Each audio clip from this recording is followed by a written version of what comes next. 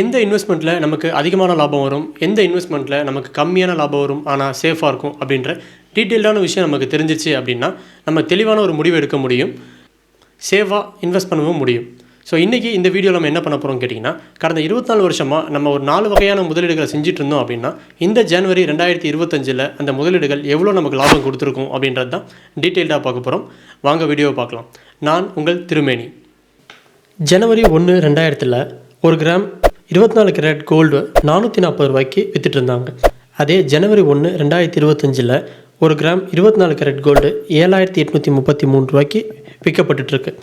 அதாவது இந்த 24 வருஷத்தில் 17.8 மடங்குகள் வளர்ச்சி அடைஞ்சிருக்கு. இந்த வருஷத்துக்கு சராசரியாக பார்த்தோம் அப்படின்னா ஒரு வருஷத்துக்கு 74% இந்த தங்கத்தோட முதலீடு லாபம் கொடுத்துருக்கு. அப்போது 24 வருஷத்துக்கு முன்னாடி ஒருத்தர் 10,000 ரூபாய் தங்கத்தில் முதலீடு செஞ்சுருந்தா அந்த 10,000 ரூபாய் இன்றைக்கி 1,78,000 ரூபாயாக வளர்ந்துருக்கும். அதுவே ஒருத்தர் ஷேர் மார்க்கெட்டில் இன்வெஸ்ட் பண்ணால் எப்படி இருக்குன்னு பார்ப்போம். ஜனவரி 2000 நிஃப்டி 50ன்னு சொல்லப்படுற தேசிய பங்குச்சந்தையோட புள்ளிகள் 1590 அப்படின்ற புள்ளிகளில் வர்த்தகம் ஆகிட்டு இருந்துச்சு.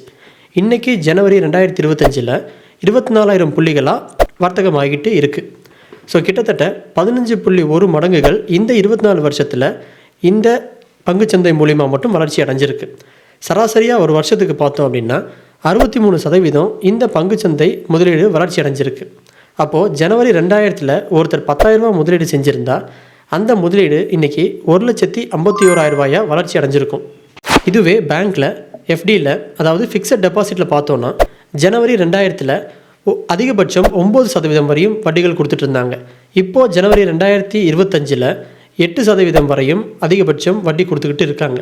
இதுக்கு இடையில் 6% அப்படின்ற அளவுக்குலாமே வட்டியை குறைச்சி கொடுத்துட்டு இருந்தாங்க. அப்போது சராசரியாக நம்ம 8% எடுத்துப்போம்.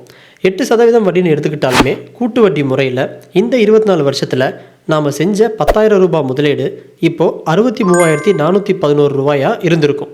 அதாவது மொத்தமே 6.5 மடங்கு இந்த 24 வருஷத்தில் வளர்ச்சி அடைஞ்சிருக்கும். பொதுவாக வீட்டிலையோ இல்லை நிலத்துலையோ நம்ம போடுற முதலீட்டை நம்மளால் துல்லியமாக கணக்கிட முடியாது. இருந்தாலுமே ஜனவரி மாதம் 2000 நம்ம ஒரு சென்ட் நிலத்தை 10,000 ரூபாய்க்கு வாங்கியிருக்கோம் அப்படின்னா கிராமப்புறங்களிலே ஒரு சென்டோட மதிப்பு இன்றைக்கி ரேட்டுக்கு 2 லட்ச ரூபாயிலிருந்து 10 லட்ச ரூபா 15 லட்ச ரூபான்ற அளவுக்கு அது இருக்கிற இடத்துக்கு ஏற்ற மாதிரி வேரியேஷன் ஆகிட்டுருக்கு.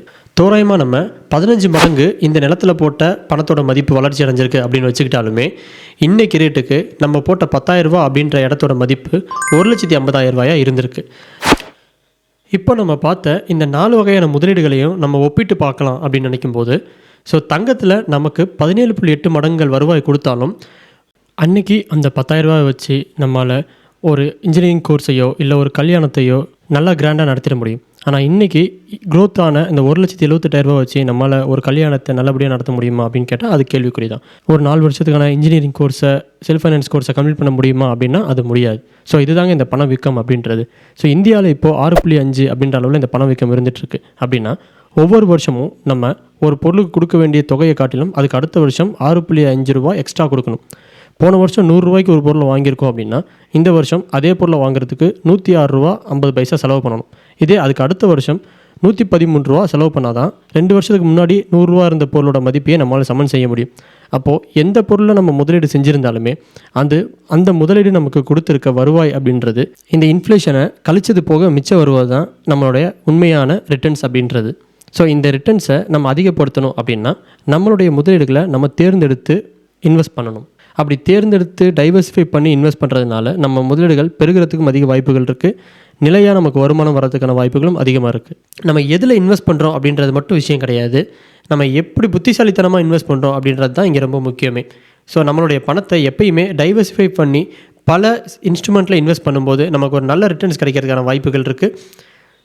எப்பயுமே இன்வெஸ்ட் பண்ணும்போது கவர்மெண்ட்டால் ரெஜிஸ்டர் செய்யப்பட்ட அதாவது கவர்மெண்ட்டால் ஆத்தரைஸ் பண்ணப்பட்ட ஒரு ரிஜிஸ்டர் ஃபினான்ஷியல் அட்வைசர் கிட்ட அட்வைஸ் கேட்டு அது மூலிமா இன்வெஸ்ட் பண்ணுங்கள். உங்களுடைய முதலீடு பல மடங்கு வளர்ச்சி அடைகிறதுக்கான வாய்ப்புகள் அதிகமாக இருக்குது. ஸோ இந்த வீடியோவில் ஒரு இன்வெஸ்ட்மெண்ட் அப்படின்றது எப்படிலாம் செயல்படுது அப்படின்றத நீங்கள் முழுசாக தெரிஞ்சிருப்பீங்க. ஸோ இந்த வீடியோ உங்களுக்கு ரொம்ப பயனுள்ளதாக இருக்குது அப்படின்னு நீங்கள் விரும்புனீங்கன்னா நம்ம சேனலை சப்ஸ்கிரைப் பண்ணிவிட்டு இந்த வீடியோ உங்களுக்கு பிடிச்சிருந்துச்சுன்னா லைக் பண்ணுங்கள். ப்ளஸ் உங்கள் ஃப்ரெண்ட்ஸுக்கும் ஃபேமிலிக்கும் இது யூஸ்ஃபுல்லாக இருக்குன்னு நினச்சிங்கன்னா அவங்களுக்கும் ஷேர் பண்ணுங்கள். நீங்கள் கொடுக்குற மோட்டிவேஷன் எனக்கு இன்னும் நிறைய விஷயங்களை செய்கிறதுக்கு உதவியாக இருக்கும். நன்றி.